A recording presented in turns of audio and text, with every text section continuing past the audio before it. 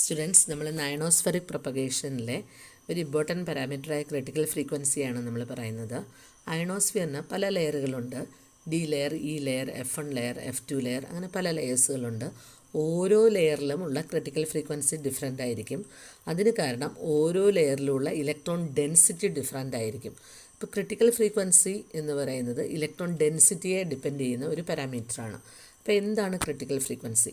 നമ്മൾ പ്രൊപ്പഗേറ്റ് ചെയ്യുന്ന അയണോസ്ഫിയറിലേക്ക് പ്രൊപ്പഗേറ്റ് ചെയ്യുന്ന വേവിൻ്റെ ഫ്രീക്വൻസി ക്രിട്ടിക്കൽ ഫ്രീക്വൻസിയേക്കാൾ കൂടുതലാണെങ്കിൽ ആ വേവ് അയണോസ്ഫിയറിനെ പെനട്രേറ്റ് ചെയ്തു പോകും. നമ്മൾ അപ്ലൈ ചെയ്യുന്ന ക്രിട്ടിക്കൽ ഫ്രീക്വൻസിയുടെ നമ്മൾ പ്രൊപ്പഗേറ്റ് ചെയ്യുന്ന സിഗ്നലിൻ്റെ ഫ്രീക്വൻസി ക്രിട്ടിക്കൽ ഫ്രീക്വൻസിയേക്കാൾ കുറവാണെങ്കിൽ അത് അയണോസ്ഫിയറിൽ നിന്ന് റിഫ്ലക്റ്റ് ചെയ്ത് വരും. അപ്പോൾ ക്രിട്ടിക്കൽ ഫ്രീക്വൻസി എന്ന് പറയുന്നത് it is the maximum frequency above which the wave penetrate the ionosphere and below which the wave reflected back from the ionosphere. ഒരു കണ്ടീഷൻ ഉണ്ട് ഇതിന്. Wave incident the ionosphere normally. Wave അയണോസ്ഫിയറിൽ incident ചെയ്യുന്നത് നോർമലായിട്ടായിരിക്കണം. അതായത് angle of incidence എന്ന് പറയുന്നത് 0 ആയിരിക്കണം.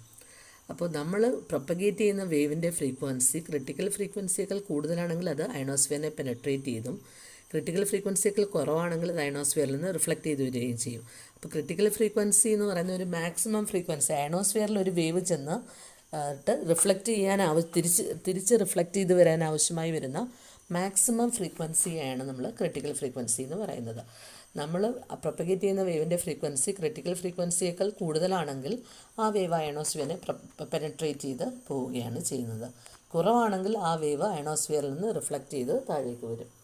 ഓക്കെ, അപ്പോൾ അയണോസ്ഫിയറിൻ്റെ ഓരോ ലെയറിൻ്റെ അയണോസ്ഫിയറിൻ്റെ ക്രിട്ടിക്കൽ ഫ്രീക്വൻസി ഡിഫറെൻ്റ് ആയിരിക്കും. കാര്യം ഓരോ ലെയറിലുമുള്ള ഇലക്ട്രോണിൻ്റെ ഡെൻസിറ്റി ഡിഫറെൻ്റ് ആയിരിക്കും. എങ്ങനെയാണ് ക്രിട്ടിക്കൽ ഫ്രീക്വൻസിയും ഇലക്ട്രോൺ ഡെൻസിറ്റിയും തമ്മിൽ റിലേറ്റ് ചെയ്യുന്നതെന്നാണ് ഇനി നമ്മൾ പറയുന്നത്.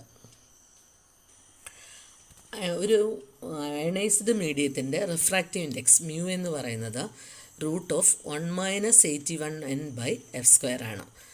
അയണൈസ്ഡ് മീഡിയത്തിൻ്റെ refractive index mu √1 - 81n/f². n എന്ന് പറയുന്നത് അവിടെ ഇലക്ട്രോൺ ഡെൻസിറ്റിയാണ്. n is the electron density. F എന്ന് പറയുന്നത് ആ ലെയറിലെ ഫ്രീക്വൻസിയാണ്. അതുപോലെ സ്നെൽസ് ലോ അനുസരിച്ച് റിഫ്രാക്റ്റീവ് ഇൻഡെക്സ് എന്ന് പറയുന്നത് മ്യൂ sin I/sin r ആണ്. Mu sin I/sin r. അപ്പോൾ രണ്ട് ഇക്വേഷൻ, റിഫ്രാക്റ്റീവ് ഇൻഡെക്സിൻ്റെ രണ്ട് ഇക്വേഷൻ എടുത്തു. അത് രണ്ടും കൂടി നമ്മൾ ഇക്വേറ്റ് ചെയ്യുകയാണ്.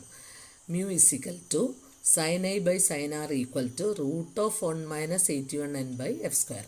നമ്മൾക്കറിയാം ഇവിടെ നമ്മൾ ക്രിട്ടിക്കൽ ഫ്രീക്വൻസിയുടെ കണ്ടീഷൻ പറയുന്നുണ്ട്. ആംഗിൾ ഓഫ് ഇൻസിഡൻസ് എന്ന് പറയുന്നത് 0 ആയിരിക്കണം. അതായത് റേജ് എന്ന് അയണോസ്ഫിയറിൽ ഇടിക്കുന്ന ആംഗിൾ ഓഫ് ഇൻസിഡൻസ് വെർട്ടിക്കലായിട്ടായിരിക്കണം ഇൻസിഡൻറ്റ് ചെയ്യുന്നത് എന്ന് പറയുന്നുണ്ട്. അപ്പോൾ ആംഗിൾ ഓഫ് ഇൻസിഡൻസ് 0 ആണ്. അപ്പോൾ മ്യൂ sin I/sin r എന്ന ഇക്വേഷനിൽ sin I എന്ന് പറയുന്നത് I എന്ന് പറയുന്ന ആംഗിൾ I എന്ന് പറയുന്നത് 0 ആണ്. അപ്പോൾ sin 0 എന്ന് പറയുന്നത് 0 ആണ്. അപ്പം മ്യൂ എന്താവും? 0 ആവും. അപ്പോൾ ഇക്വേറ്റ് ചെയ്യുന്നത് എങ്ങനെയാണ്? നമ്മൾ ഇക്വേഷൻ ഇക്വേറ്റ് ചെയ്യുന്നത് എങ്ങനെ ഇക്വേറ്റ് ചെയ്യാം? Mu sin I/sin r √1 - 81n/fc². Okay, അവിടെ ഒരു കാര്യം കൂടെ പറയാനുണ്ട്. ആംഗിൾ ഓഫ് ഇൻസിഡൻസ് കുറയുന്നു എന്ന് വെച്ചാൽ മ്യൂ കുറയുന്നു, അതായത് റിഫ്രാക്റ്റീവ് ഇൻഡെക്സ് കുറയുന്നു. അപ്പോൾ ഇലക്ട്രോൺ ഡെൻസിറ്റി അവിടെ കൂടുതലാണ്. അപ്പോൾ n എന്തായി? n⁻⁴ ആയി. ആ കണ്ടീഷനിലുള്ള ഫ്രീക്വൻസി എഫിനെ നമുക്ക് FC എന്ന് എഴുതാം. ആ ഇക്വേഷനിൽ എന്നിന് പകരം n⁻⁴ എന്ന് കൊടുക്കാം, എഫിന് പകരം FC എന്ന് കൊടുക്കാം. കാര്യം ആംഗിൾ ഓഫ് ഇൻസിഡൻസ് കുറയുമ്പോൾ റിഫ്രാക്റ്റീവ് ഇൻഡെക്സ് കുറയുന്നു, ഇലക്ട്രോൺ ഡെൻസിറ്റി കൂടുകയാണ്. F = FC എന്ന് നമ്മൾ ഇക്വേറ്റ് ചെയ്തു. അപ്പം mu sin I/sin r. sin I എന്ന് പറയുന്നത് sin 0 എന്ന് പറയുന്നത് 0 ആണ്. അപ്പോൾ മ്യൂവിന് പകരം നമുക്ക് എന്ത് കൊടുക്കാം? 0 കൊടുക്കാം. 0 = 1 - 81n/fc² എന്നായി. ഓക്കെ, ഇനി നമ്മൾ അതിനെ എന്ത് ചെയ്യാണ്? ക്രോസ് മൾട്ടിപ്ലൈ ചെയ്യാണ്. ക്രോസ് മൾട്ടിപ്ലൈ ചെയ്യുമ്പോൾ ശ്രദ്ധിച്ച് നോക്കി എങ്ങനെ എഴുതാൻ പറ്റും? fc² × 1 = 81n⁻⁴ എന്ന് എഴുതി. അപ്പോൾ fc² = 81n⁻⁴. അപ്പോൾ fc = ഇതിൻ്റെ square root, 81n⁻⁴ square root, 81ൻ്റെ സ്ക്വയർ റൂട്ട് 9, √n⁻⁴ ആയിട്ട് തന്നെ എഴുതി. അപ്പോൾ fc = 9√n⁻⁴ എന്ന് കിട്ടി. അതായത് ക്രിട്ടിക്കൽ ഫ്രീക്വൻസി fc = 9√n⁻⁴. അപ്പോൾ ഓരോ ലെയറിലെ ക്രിട്ടിക്കൽ ഫ്രീക്വൻസി ആ ലെയറിലെ ഇലക്ട്രോൺ ഡെൻസിറ്റിയെ ഡിപ്പെൻഡ് ചെയ്യുന്നു. n⁻⁴ is the maximum electron density at that particular layer എന്നാണ് നമ്മൾ ഇവിടെ ഉദ്ദേശിക്കുന്നത്. അപ്പോൾ ക്ലിയർ ആണല്ലോ.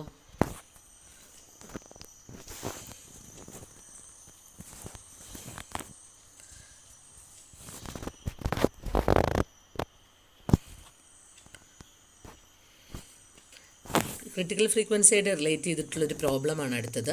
What is the critical frequency for reflection at vertical incidence if the maximum value of electron density is 1.24 × 10⁶. നമുക്ക് critical frequency കാണേണ്ടത്. അപ്പോൾ FC = 9√10max. nmax തന്നിട്ടുണ്ട്. എത്രയാണ്? 1.24 × 10⁶ എന്ന് തന്നിട്ടുണ്ട്. അതായത് 1.24 MHz എന്ന് തന്നിട്ടുണ്ട്. ഓക്കെ, അപ്പം 9√nmax എന്താണ്? 1.24 MHz. അപ്പോൾ ആൻസർ സോൾവ് ചെയ്യുമ്പോൾ 10.026 എന്ന് കിട്ടും. അടുത്ത ക്വസ്റ്റ്യൻ നോക്കേ. The observed critical frequency of E and F layer at Gauhati is at a particular time are 2.5 MHz and 8.4 MHz. Calculate the maximum electron concentration of layers. അതായത് ഗൗഹട്ടി എന്ന് പറയുന്ന സ്ഥലത്തെ അയണോസ്ഫിയറിലുള്ള E ലെയറിൻ്റെയും F ലെയറിൻ്റെയും ക്രിട്ടിക്കൽ ഫ്രീക്വൻസി തന്നിട്ടുണ്ട്. 2.5 MHz 8.4 MHz. ആ ലെയറിൻ്റെ maximum electron density കണ്ടുപിടിക്കുക. ഗൗഹട്ടി എന്ന് പറയുന്ന സ്ഥലത്തെ E ലെയറും F ലെയറും തന്നിട്ടുണ്ട്. അയണോസ്ഫിയറിലുള്ള അവിടുത്തെ ക്രിട്ടിക്കൽ ഫ്രീക്വൻസി തന്നിട്ടുണ്ട്. അവിടുത്തെ ഇലക്ട്രോൺ ഡെൻസിറ്റി കണ്ടുപിടിക്കണം. അപ്പോൾ FC = 9√10max ആണല്ലോ. അപ്പോൾ നമുക്ക് ഇലക്ട്രോൺ ഡെൻസിറ്റി കാണേണ്ട, nmax കാണേണ്ടത്. അതുകൊണ്ട് ഈ ഇക്വേഷനെ നമ്മളങ്ങ് സ്ക്വയർ ചെയ്തു.